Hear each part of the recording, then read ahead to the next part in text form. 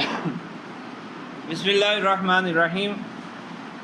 ہم نے قیاس سفسطی پڑھا تو قیاس سفسطی میں چونکہ غلطی واقع ہوتی ہے، کسی غلطی کی بنیاد پر جھوٹی بات جھوٹا قضیہ استعمال کر کے ایک نتیجہ نکالا جاتا ہے، تو اس کے بارے میں یہ ذکر کیا تھا کہ غلطی کی بنیادی وجہ کیا ہو سکتی ہے۔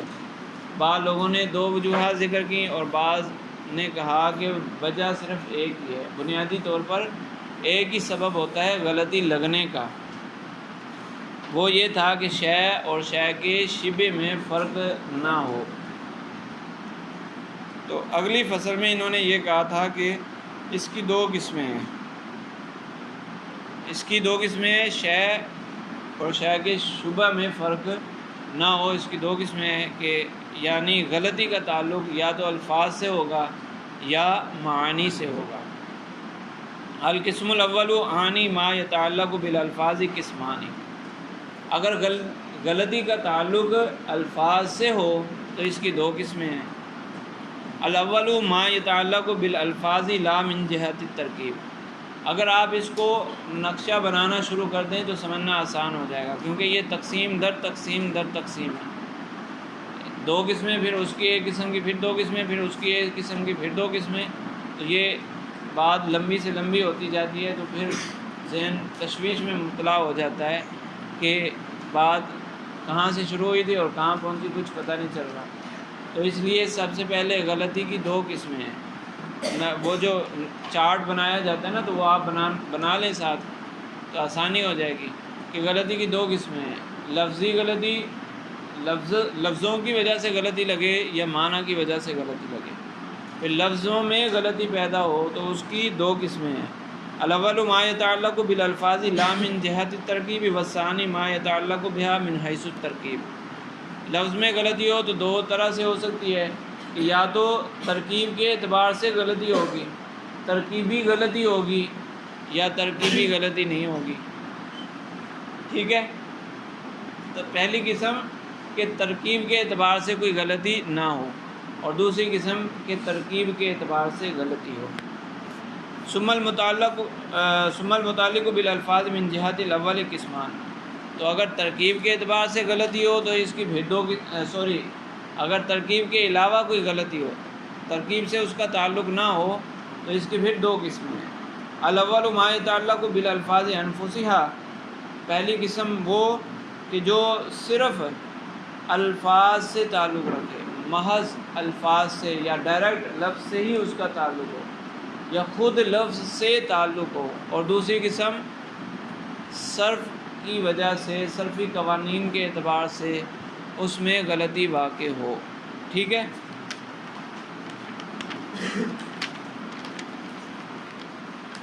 شاید آپ میں سے کسی کی کتاب میں وہ نقشہ بنا بھی ہو، ہے نقشہ، تو اگر نیا جو ایڈیشن ہے اس میں نقشہ بنا ہوا ہے تو اس میں جو ہے، اچھا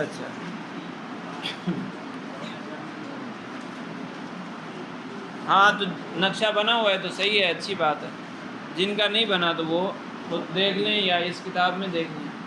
نہیں، اسی کتاب کے پرانے ایڈیشن میں بھی نہیں ہے، ہاں اس میں بھی نہیں ہے، تو یہ آپ خود بھی بنا سکتے ہیں نا۔ اگر نہیں بنایا تو کتاب والوں نے نہیں بنایا تو آپ بنا دیں، اگر بنایا تو بعد میں بھی دیکھ سکتے ہیں اس کتاب سے۔ تو بہرحال کہہ رہے ہیں کہ اگر ترکیب سے تعلق نہ ہو تو پھر دو صورتیں ہیں کہ یا تو خود لفظ سے تعلق ہوگا یا صرف کے اعتبار سے غلطی واقع ہوئی ہوگی۔ الاول ما یتعلق بالالفاظ انفسها، جو خود الفاظ سے غلطی تعلق رکھے، یہ کیسے ہوگا؟ وذالک بان یکون الالفاظ مختلفۃ فی الدلالۃ، کہ وہ دلالت کرنے میں الفاظ الگ الگ ہوں۔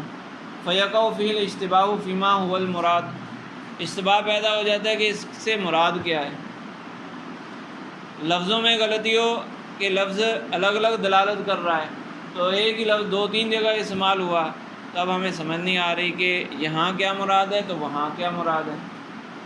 اس کی مثال تو پیچھے گزری ہے، کہہ رہے ہیں بے سبب کون لفظ مشترکن کل غلط الواقع بلفظ سبب کون لفظ مشترکن، کہ ایک لفظ مشترک ہوتا ہے مشترک ہونے کی وجہ سے اس میں غلطی ہوتی ہے۔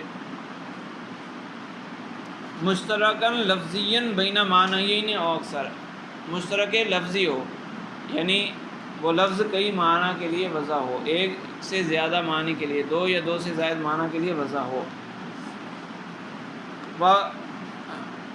وَكَوْنُ أَحَدِ مَعَانِيهِ حقیقیًا والآخر مجازیًا، ایک معنی حقیقی ہو اور ایک معنی مجازی ہو۔ یہ بھی ہو سکتا ہے کہ لفظ ایک جیسا ہے، ایک دفعہ اس سے حقیقی معنی مراد لیا جاتا ہے، اسی لفظ سے کبھی مجازی معنی مراد لیا جاتا ہے۔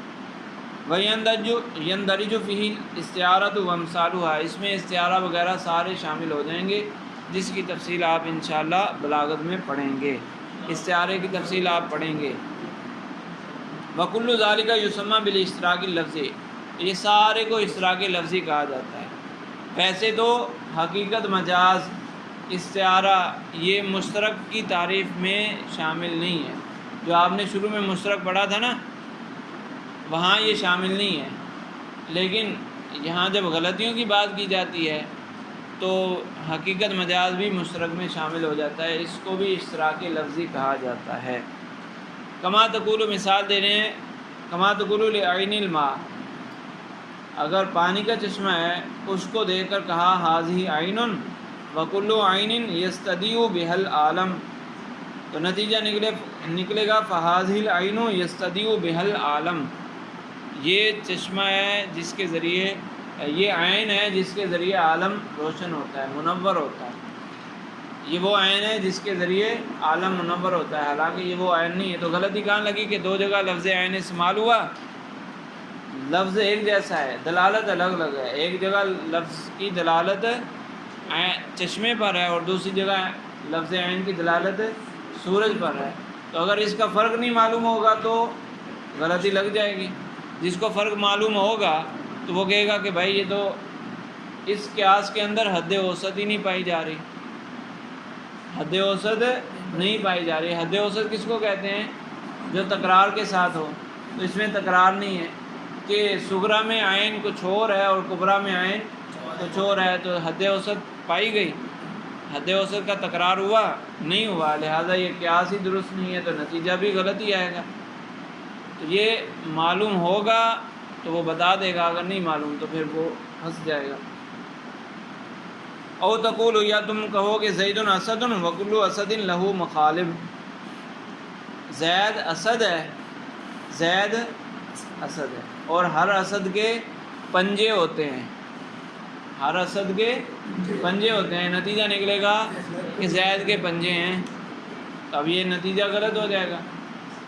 کیوں غلط ہوگا؟ کہ زید اسد میں اسد سے مراد مجازی معنی ہے، اور کبریٰ میں کل اسد لہو مخالب، اس میں اسد سے مراد حقیقی معنی ہے۔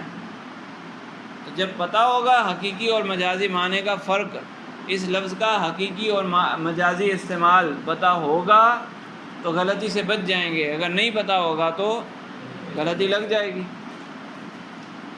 فزید لہو مخالب، والغلط فی الاول کون لفظ العین مشترکا لفظیا بین عین الماء والشمس، پہلی مثال میں غلطی اس لیے لگی کہ لفظ عین مشترک لفظی ہے چشمے اور سورج کے لیے، وفی الثانی کون اطلاق لفظ الاسد علی زید مجازیا وعلی الحیوان المفترس حقیقیا، اور دوسری مثال میں غلطی اس لیے لگی کہ اس میں جو لفظ اسد ہے اس کا اطلاق زید کے لیے مجازی ہے، یعنی اس لفظ کو زید کے لیے استعمال کرنا یہ مجازی ہے، اور حیوان مفترس کے لیے اس کو استعمال کرنا حقیقی ہے۔ ٹھیک ہے، تو اگر حقیقت مجاز کو نہیں پہچانیں گے تو غلطی لگ جائے گی۔ والثانی ما یتعلق بالالفاظ بسبب التصریف، اور دوسری قسم وہ غلطی ہے جس میں ترکیب کا دخل نہ ہو، اس کی دوسری قسم جس میں صرف کا دخل ہو، صرف کی وجہ سے غلطی پیدا ہو جائے۔ کل اشتباہ الواقع فی لفظ المختار، جیسا کہ لفظ مختار میں اشتباہ پیدا ہو جاتا ہے کہ اس میں فاعل اور اس میں مفعول دونوں ہی مختار آتے ہیں، اس میں فاعل اور اس میں مفعول دونوں ہی مختار آئیں گے، اس میں فاعل ہے مختیرن اور اس میں فاعل ہے اس میں مفعول ہے مختیرن. مختیرن اور مختیرن دونوں میں قاعدہ لگتا ہے کہ یا متحرک ما قبل مفتوح اس کو الف سے بدلا، دونوں میں مختار ہو گیا. اب قیاس ایک بنایا جائے جس میں صغرا کے اندر بھی مختار موجود ہو اور کبرا کے اندر بھی مختار موجود ہو، لیکن معنی دونوں کا الگ الگ لے لیا جائے. ایک جگہ لفظ ایک جگہ اس میں فاعل مراد ہو اور دوسری جگہ اس میں مفعول مراد ہو تو غلطی لگ جائے گی، غلطی واقع ہو جائے گی. جیسے کہا جائے زید مختارن، زید مختارن وکل مختارن تابعن، کل مختارن تابعن، نتیجہ آئے گا زید تابعن.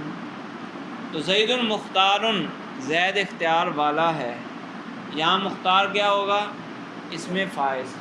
اور کل مختارن تابعن، تابع کون ہوتا ہے؟ جس کو اختیار ہو وہ تابع نہیں ہوتا ہے، جو کسی کے اختیار میں ہو وہ تابع ہوتا ہے نا. تو کلو مختارن تابعن، یہاں مختار سے مراد اس میں مفعول ہے، تو نتیجہ نکلے گا زید تابعن، زید تابع ہے حالانکہ زید تو مختار ہے، جو مختار ہو وہ تابع تو نہیں ہو سکتا، تو نتیجہ غلط ہو گیا. اس لیے غلطی کیوں لگی؟ صرف کے اعتبار سے. اچھا، کل اشتباہ الواقع فی لفظ المختار فإنه اذا كان بمعنى الفاعل كان اصله مختیرا بکسر الیا، اگر یہ اس میں فاعل ہوگا تو یہ مختیرا ہوگا. وإذا كان بمعنى المفعول كان اصله مختیرا، اور جب یہ اس میں مفعول ہوگا تو مختیرا ہوگا. او بسبب الاعجام والاعراب، کبھی کبھی غلطی لگتی ہے نقطوں اور اعراب کے اعتبار سے، کہ آپ کے سامنے کوئی عبارت آئی جس میں اعراب نہیں لگے ہوئے، یا ایک عبارت آئی جس میں نقطے نہیں لگے ہوئے یا نقطے آگے پیچھے ہو گئے ہیں تو غلطی لگ جائے گی. جیسے غلام حسن، غلام حسن یہ دو طرح پڑھا جا سکتا ہے، ایک ہے غلام و حسنن، تو اس کا معنی کیا ہوگا؟ حسن کا غلام، اور غلام حسنن اس کا معنی کیا ہوگا؟ اچھا غلام. ٹھیک ہے، تو اب کہا جائے کہ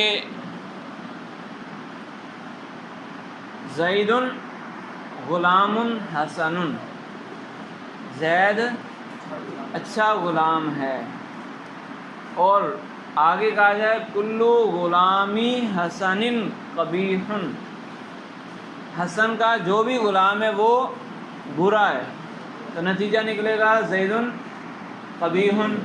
تو پہلے تو کہہ چکے ہیں کہ زید اچھا ہے، اب کہہ رہے ہیں کہ زید قبیح ہے، تو نتیجہ الٹ نکل آیا. کیوں؟ کہ اعراب کے اعتبار سے غلطی واقع ہو گئی. دونوں جگہ ایک جیسا پڑھیں گے تو پھر نتیجہ درست آنا چاہیے.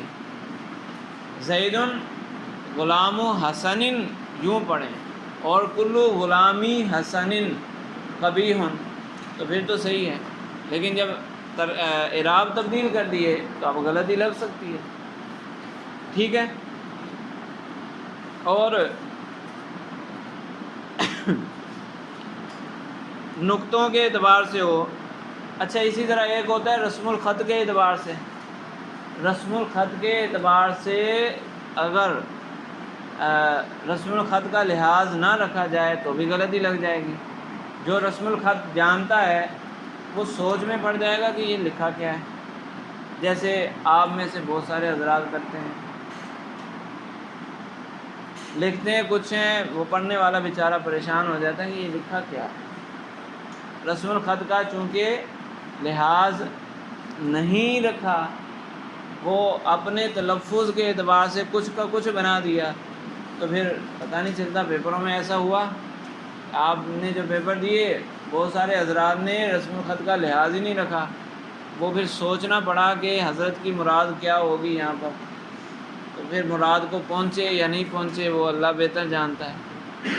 تو رسم الخط کی رعایت بھی ضروری ہے. اس کی مثال بھی نیچے لکھی ہوئی ہے کہ کہہ رہے ہیں کہ الشطرنج ابا حنیفہ وہو الشافعی، اگر یوں پڑھیں گے ابا حنیفہ کو ملا کر پڑھیں گے تو غلط ہو جائے گا، سمجھ ہی نہیں آئے گا معنی. لیکن اگر اس کو صحیح کر کے لکھیں الشطرنج اباحنی، اباحہ فعل نون وقایا یا متکلم اور آگے فتن وہو الشافعی، تو پھر معنی بن جائے گا کہ شطرنج میرے لیے مباح قرار دی ایک نوجوان نے، وہ نوجوان ہے کون؟ شافعی. تو رسم الخط کی وجہ سے بھی غلطی پیدا ہو جاتی ہے. ٹھیک ہے. کما یقول القائل غلام حسن من غیر اعراب، اب غلام حسن بغیر اعراب کے لکھا ہو فیظن تارتاً ترکیباً توصیفیاً، کبھی اس کو مرکب توصیفی سمجھا جائے گا، والاخری ترکیباً اضافیاً، اور کبھی اس کو مرکب اضافی سمجھا جائے گا. ایک عبارت لکھی ہو، ایک بندہ اس کو موصوف صفت پڑھ کے کوئی معنی بنا لے گا اور دوسرا بندہ اسی عبارت کو مضاف مضاف الیہ پڑھ کے اور معنی بنا لے گا. والمتعلق بالالفاظ من جہت الترکیب، اور جو ترکیب سے تعلق ہو، ترکیب کی وجہ سے غلطی پیدا ہوئی ہو، تو کہہ رہے ہیں فإما بالنظر الی اختلاف المرجع، یا تو مرجع کے مختلف ہونے کی وجہ سے غلطی پیدا ہوتی ہے. یعنی ایک ضمیر ہے، پیچھے دو تین چیزیں ہیں جس کی طرف لوٹا سکتے ہیں. ویسے تو قاعدہ ہے نا کہ ضمیر سب سے قریب ممکن شے کی طرف لوٹتی ہے، تو دو تین چیزیں ہیں، ہمیں ایسا محسوس ہوتا ہے کہ اس کا مرجع یہ بھی ہو سکتا ہے، یہ بھی ہو سکتا ہے. تو اگر درست مرجع کی طرف لوٹائیں گے تو معنی درست ہوگا. تو کبھی کبھی مرجع غلط بنانے کی وجہ سے معنی تبدیل ہو جاتا ہے. جیسے مثال انہوں نے دی ہے ما یعلمہ الحکیم فہو یعمل بما یعلمہ، ما یعلمہ جس کو جانتا ہے حکیم، فہو تو وہ حکیم، ہوا کا مرجع تو حکیم ہے، یعمل بما یعلمہ، یعمل عمل کرتا ہے، بما یعلمہ. اب یہ یعلمہ کے بعد ایک ہو ضمیر ہے اور ایک ہوا ضمیر یعلمہ کے اندر پوشیدہ ہے، تو پیچھے لوٹانا ہے اس کو، تو کس کی طرف لوٹائیں؟ یعلمہ، یعلمہ کے اندر جو ہوا ضمیر ہے اس کو ما موصولہ کی طرف لوٹائیں یا پیچھے حکیم کی طرف لوٹائیں. اگر حکیم کی طرف لوٹائیں گے تو معنی ہوگا جس کو حکیم جانتا ہے، اور اگر اس کو ما موصولہ کی طرف لوٹائیں تو پھر معنی ہوگا جو چیز حکیم کو جانتی ہے. حکیم اس پر عمل کرتا ہے جس کو حکیم اس پر عمل کرتا ہے جو حکیم کو جانتا ہے. یہ معنی غلط ہے. اگر حکیم کی طرف لوٹائیں گے تو پھر معنی درست ہوگا کہ حکیم اس پر عمل کرتا ہے جس کو حکیم جانتا ہے، حکیم جو جانتا ہے اس پر عمل کرتا ہے. ٹھیک ہے. وَإِمَّا بِإِفْرَادِ الْمُرَكَّبِ، کبھی کبھی ایسا ہوتا ہے کہ مرکب کو مفرد کرنے سے غلطی واقع ہوتی ہے. جیسے النارنج حلو حامد، اگر یوں کہا جائے تو سچا ہے، یہ ذائقہ ہے.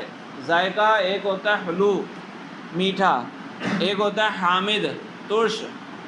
حامد ترش ذائقہ، کھٹا ذائقہ، یہ دو الگ الگ ذائقے ہیں. اور ایک ہوتا ہے حلو حامد، یہ کھٹا میٹھا ایک ذائقہ ہے، یہ ایک الگ تیسرا ذائقہ ہے. تو اگر اس کو اس طرح ملا کر لکھیں گے النارنج حلو حامد، سنترا کھٹا میٹھا ہے، تو پھر تو درست ہے.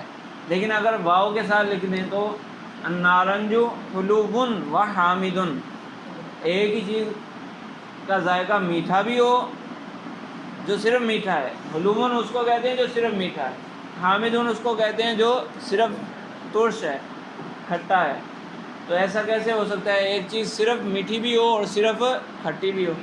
تو اگر واو لگا دیں گے تو غلط ہو جائے گا، اور اگر واو نہیں لگائیں گے تو یہ مرکب ہے. اگر اس کو الگ الگ کرتے ہیں، واو لگانے کا مطلب ہے الگ الگ کرنا، تو غلطی ہو جائے گی. وَإِمَّا بِجَمْعِ الْمُنْفَصِلِ، اور کبھی کبھی ایسا ہوتا ہے جو جدا جدا چیزیں ہیں ان کو ملا دیں تو غلطی ہو جاتی ہے. جیسے زید طبیب و ماہر، اگر یوں کہا جائے تو اس کا مطلب ہے کہ زید طبیب ہے یعنی ڈاکٹر ہے، و ماہر اور ماہر ہے کسی اور کام میں.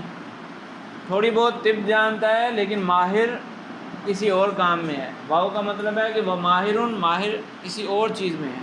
تو اگر یہاں سے واو کو حذف کر دیں تو پھر ہوگا یہ اسپیشلسٹ ہے.